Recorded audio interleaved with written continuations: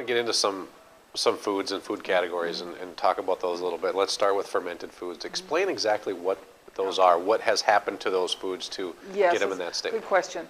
There's two types of fermentation. There's alcoholic fermentation, which is the action of yeast on sugars to make alcohol.